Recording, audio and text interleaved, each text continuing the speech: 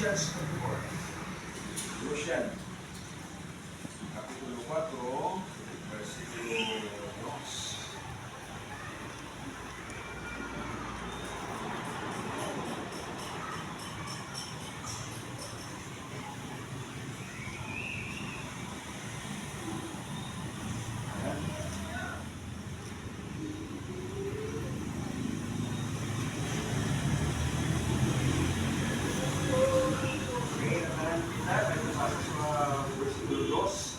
Colossians chapter 4, verse number 2.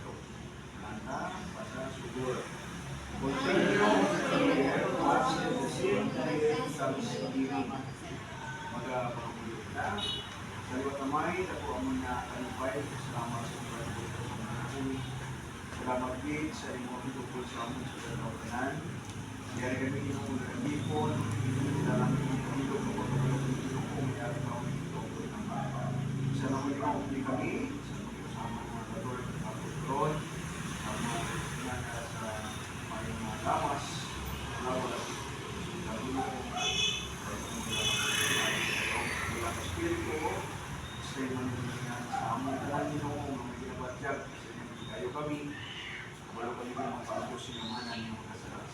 Hindi kami sinikaki, saan katupan kami sa malipot ng mga pulong, kung niya ang mga lagwanan karon, kung niya ang sabi ko sa sinamatan, sa kanan ng Jesus. Kaya isa niya ka matahong mapasig sa malakas kasulatan, ang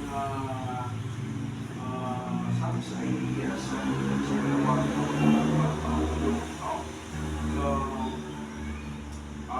pagka-importante sa ginatawag na pangambuyok. So una natin, prayer is essential. So prayer sa vital part. Kaya importante ini katama. Vital part, sharing the gospel, God is prepared to show it and others to say it. So ba naman ang pangambuyok, importante katama. Muna tinambuhan ako sa Pablo, ay nasa mga Christos niya, continue in prayer. Padayon kita sa pagpapamulong, kang mag-antay, suman kung may pagpasalamat. With all, we are praying also for us. Ang mo sa mga tumuloko, ang muli ang natawag naman ng iwanay. Kaya ang pangambuyok, importante katama. Isa ginagamit natin ang parts of prayer nila, ginagamit natin ang parts of prayer, ang acts, adoration, importante ang pagkayo sa Ginoo, importante ang confession.